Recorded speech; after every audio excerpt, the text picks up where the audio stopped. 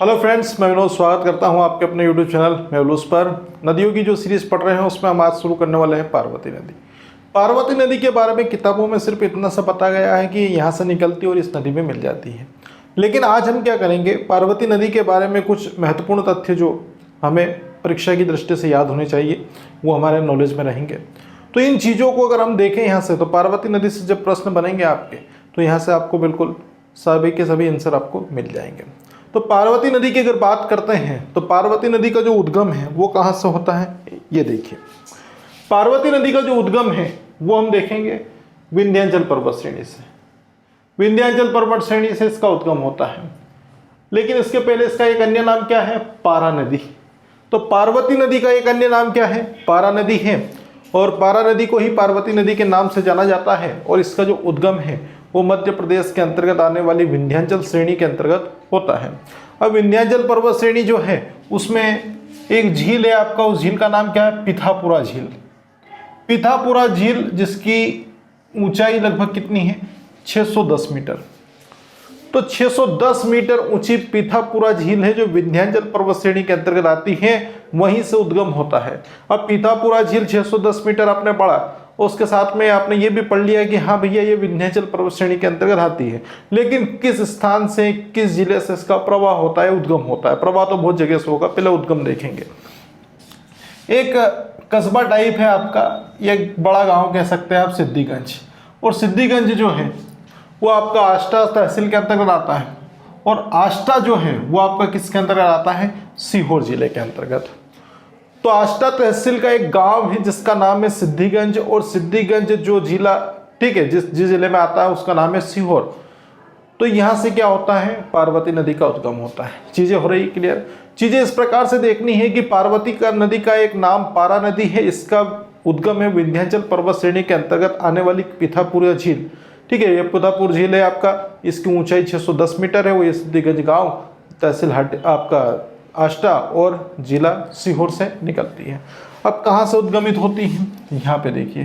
मैं पहले ही बता चुका हूँ, बहुत बार मैंने यहाँ पे बताया है आप लोगों को। ये जो पर्वत श्रृंखला चल रही है हमारी, ये कौन सी है, विंध्याचल पर्वत श्रृंखला। और विंध्याचल पर्वत श्रृंखला है, इसी के अंतर्गत क्या है, और यह नीचे की ओर कौन सा है, यह सतपुड़ा का पठार है। दोनों के मध्य कौन सी नदी का जो प्रवाह होता है, तो प्रवाह हमने देखा था ये नर्मदा नदी का है। ये बार बार नर्मदा नदी का प्रवाह इसलिए बताता हूँ ताकि आपको एक तरीके से मैप आपके दिमाग में बन जाए कि नर्मदा नदी का जो डायरेक्शन है वो किस दिशा से है। ये पूर्व से लेके किधर की ओर जाती है, पश्चिम की ओर जाती है। ये सभी को पता है और होना भी चाहिए। कौन सी नदी है, नर्मदा नदी। अब नर्मदा नदी के बिल्कुल उत्तर में कौन सी पर्वत श्रेणी है, विंध्याचल पर्वत श्रेणी। और जो नीचे की ओर है वो कौन सा है, सतपुड़ा पर्वत श्रेणी। प्रश्न यहाँ से भी पूछता है कि विंध्याचल के उत्तर में कौन सी पर्वत श्रेणी है और आपका दक्षिण में कौन सी है। तो विंध्याचल पर्वत श्रृंखला के अंतर्गत कौन सी झील है आपका, पीथापुर, या पीथापुरा झील। तो ये पीथापुरा झील कहाँ है, ये यहाँ पर है। ये आपका जो जिला पड़ता है ना आपका, कौन सा है, ये सीहोर। थोड़ा सा आगे ले लेना है इसको, यहाँ पर ये वाला जिला है। ये आपका जिला कौन सा है, सीहोर। किस श्रेणी का भाग है, विंध्याचल श्रेणी के अंतर्गत। सीहोर के अंतर्गत एक गांव आपका, जो आपकी तहसील, उसका नाम क्या है, आष्टा। और इसी आष्टा से एक गांव लगा हुआ है, आपका नाम है सिद्दीगंज। और सिद्दीगंज में आप ये झील का नाम बताया था मेरे, कौन सा, पीथापुरा झील। पीथापुरा झील की जो ऊंचाई है वो कितने मीटर की है, तो वो आपके 610 मीटर की है।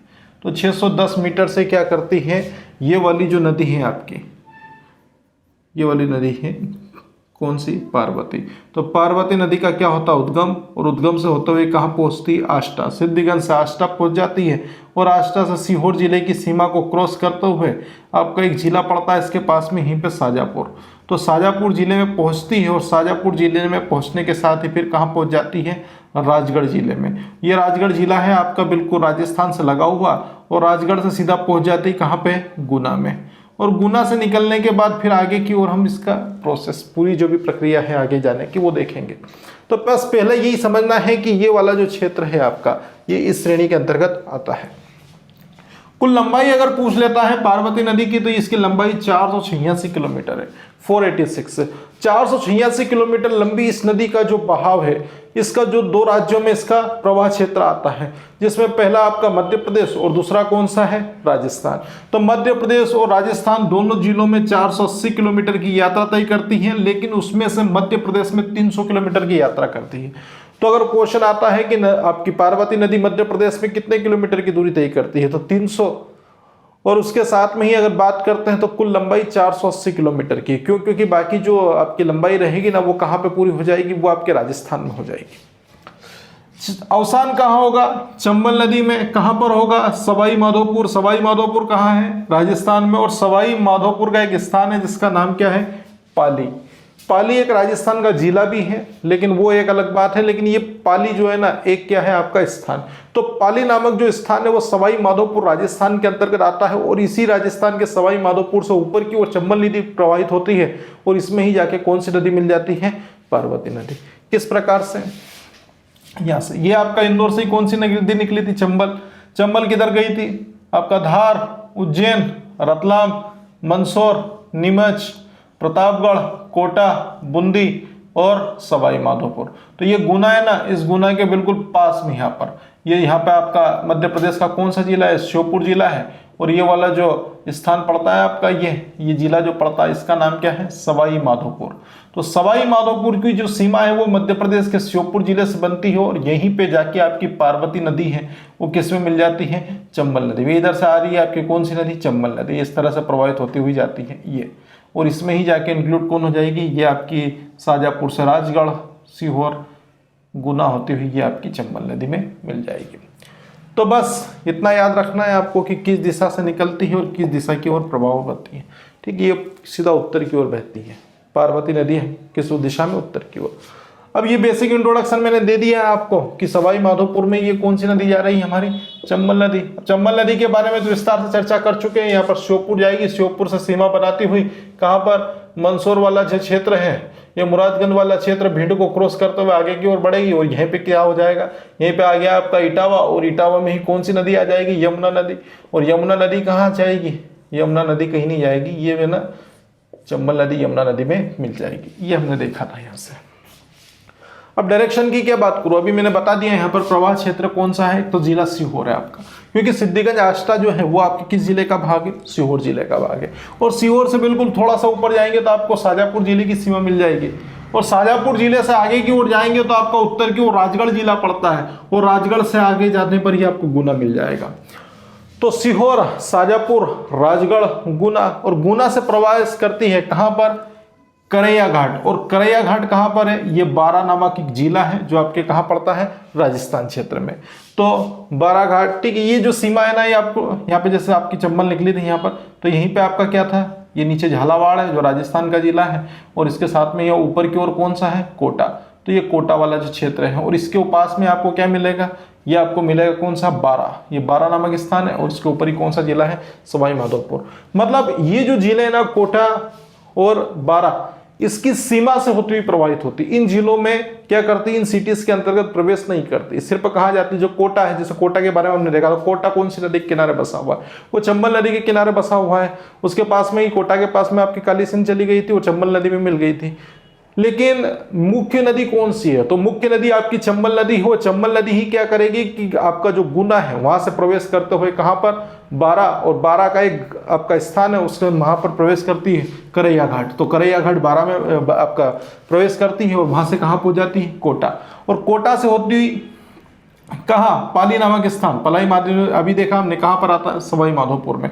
और सवाई माधोपुर में क्या करती है, पार्वती नदी चंबल नदी में मिल जाती है। अब यहाँ से तो क्वेश्चन आए या नहीं है, लेकिन यहाँ से जरूर क्वेश्चन आते हैं कि आष्टा कौन सी नदी के किनारे बसा हुआ है। तो ये किताबों में दिया है आपका कि आष्टा पार्वती नदी के किनारे है। ठीक है, बिल्कुल बस स्टैंड आप जाएंगे यहाँ से इंदौर भोपाल रोड से, तो आपको बिल्कुल पास से होती है आपके आष्टा से निकलती हुई नदी कौन सी मिलेगी, पार्वती नदी। ब्यावरा, ब्यावरा जो शहर है ना आपका, ये आपका एक क्वेश्चन बनता है यहाँ से कि मध्य प्रदेश के राष्ट्रीय राजमार्ग का चौराहा कहाँ पर है। तो वो जो मध्य प्रदेश का राष्ट्रीय राजमार्ग का चौराहा जो ब्यावरा है ना, वो राजगढ़ जिले के अंतर्गत आता है। और ये जो ब्यावरा है ना आपका, ये किस नदी के किनारे है, तो ये आपका पार्वती नदी के किनारे है। सिर्फ मैं बात कर रहा हूं ब्यावरा की। ब्यावरा सिर्फ पार्वती नदी के किनारे है, राजगढ़ पार्वती नदी के किनारे बसा नहीं है, क्योंकि राजगढ़ जिले से सीमा बनाते हुए जाती है कौन सी नदी, पार्वती नदी। जबकि जो राजगढ़ का ब्यावरा नामक स्थान है वहां से बिल्कुल होते हुए जाएगी आपकी पार्वती नदी। राजगढ़ के बारे में मैं एक नदी बताऊंगा आपको, ठीक है। अब थोड़ा सा आप भी दिमाग लगाइए कौन सी नदी हो सकती है जिसके किनारे ये बसा होगा। नरसिंहगढ़, तो नरसिंहगढ़ तो आपने पढ़ा ही है, पर नरसिंहगढ़ रियासत है आपका, खिलचीपुर वगैरह क्षेत्र हैं, ये हमने देखे थे। कहाँ पे देखे थे, जब हमने पढ़ा था मध्य प्रदेश का इतिहास, तो उसके अंतर्गत हमने राजगढ़ रियासत के अंतर्गत खिलचीपुर, नरसिंहगढ़, ये आप आसिरगढ़ वाले जो क्षेत्र हैं, ये जो हमने तोतों के लिए प्रसिद्ध जिले हैं, आपका जो किला है उसके बारे में हमने जाना था। तो अगर क्वेश्चन आता है कि आष्टा, ब्यावरा और नरसिंहगढ़ तीनों क्षेत्र जो आते हैं वो पार्वती नदी के किनारे आते हैं। इतना हुआ क्लियर, इतना हो गया होगा क्लियर, तो फिर कुछ ज़्यादा करने की जरूरत ही नहीं पड़ती, ठीक है। अब एक क्विक रीजन ले लीजिए आप लोग, कहाँ से निकलती है नदी, कहाँ से इसका पूरा नाम है, कहाँ क्या किस नाम से इसको जाना जाता है। तो एक पॉइंट ये ध्यान रखना कि जो पार्वती नदी है, पार्वती नदी का उद्गम जो है वो कहाँ से होता है, तो वो आपका विंध्याचल पर्वत श्रेणी से। लेकिन पार्वती नदी का एक अन्य नाम पारा नदी है। विंध्याचल पर्वत श्रेणी के अंतर्गत पीथापुरा झील है, 610 मीटर ऊंची है, जो सिद्धिगंज आष्टा सीहोर में आती है। यहाँ से आपकी पार्वती नदी का उद्गम होता है। इसकी कुल लंबाई कितनी है, 480, कहाँ गया, 486 किलोमीटर। यहाँ मध्य प्रदेश और राजस्थान दो राज्यों में प्रवेश करती हैं, प्रवाहित होती है। जो आपके 300 किलोमीटर की यात्रा वो मध्य प्रदेश में संपन्न करती है। अवसान कहाँ होता है, तो अवसान होता है आपका सवाई माधोपुर के एक स्थान है पाली, उस पाली नामक स्थान पे क्या हो जाता है, चंबल नदी में मिल जाती है। आप क्षेत्र विशेष की अगर बात करते हैं तो थोड़ा स्पेशली यहाँ पर देख लो, ये कहाँ से, ये आपका आष्टा मान के चलिए आप, तो आष्टा से प्रवेश करती हुई, ठीक है, आष्टा की जिले का भाग है सीहोर, और सीहोर जिले से ही कौन सी ऊपर की ओर कहाँ गए थे आप लोग, शाजापुर में। तो शाजापुर वाला जो क्षेत्र है वहाँ से, अब शाजापुर से ना बहुत सारी नदियां प्रवाहित होगी मध्य प्रदेश के, काली सिंध हो गई, चिल्लर नदी हो गई, लखुंदर नदी हो गई, उसके साथ में आपका पार्वती नदी हो गई, नेवज नदी हो गई। ये बहुत सारी नदियां कहाँ से होती हैं, आपकी शाजापुर जिले से प्रवाहित होती है। लेकिन शाजापुर आपका कौन सी नदी के किनारे बसा हुआ है, ये मैं बताने वाला हूँ, ठीक है। शाजापुर आपकी चिल्लर नदी के किनारे बसा हुआ, इसलिए हम सिर्फ प्रवाह क्षेत्र को देखेंगे कि शाजापुर जो है उसका जो सीमा है वो आपकी पार्वती नदी से मेच खाती है या फिर उससे बनती है। राजगढ़ तो चला गया, राजगढ़ के साथ में किधर गए थे आप लोग, गुना, गुना से किधर गए थे, आपने प्रवेश किया था बारा नामक स्थान पर। ये बारा नामक स्थान से राजस्थान में प्रवेश कर जाती है, राजस्थान से सीधा सा कहाँ पहुंच जाएगी, कोटा, और कोटा से फिर घूमेगी किधर की ओर, उत्तर की ओर, और ये आता है आपका कौन सा है, सवाई माधोपुर। और सवाई माधोपुर का जो क्षेत्र है उसका नाम देखा था आपने, क्या नाम था, ये पाली। सवाई माधोपुर का जो पाली नामक स्थान है यहाँ से प्रवेश करती है, और ऊपर से कौन सी नदी आती है आपकी चंबल नदी। तो चंबल नदी में ही क्या करती है, ये नदी मिल जाती है। तो इस प्रकार से आपकी चंबल नदी आ रही है उधर से, और चंबल के नीचे ही आपकी कौन सी नदी है, ये पार्वती नदी, और पार्वती नदी इसमें जाके मिल जाएगी। बस इतना सा याद रख लो, जिसमें तो आपका पूरा डायरेक्शन समाप्त हो जाएगा। नदी किनारे शहर पूछता तो आष्टा बता देना, ब्यावरा बता देना, नरसिंहगढ़ बता देना। ये हो गई हमारी नदी समाप्त, नाम था पार्वती, ठीक है। वीडियो समाप्त हुआ। वीडियो पसंद आया तो वीडियो को लाइक एंड शेयर करें, चैनल को सब्सक्राइब करें। अभी नदियाँ खत्म नहीं हुई, नदियाँ इसके बाद भी बहुत सारी बची हुई हैं, हम एक एक करके सारी नदियों को कंप्लीट करेंगे। मिलते हैं नेक्स्ट वीडियो में।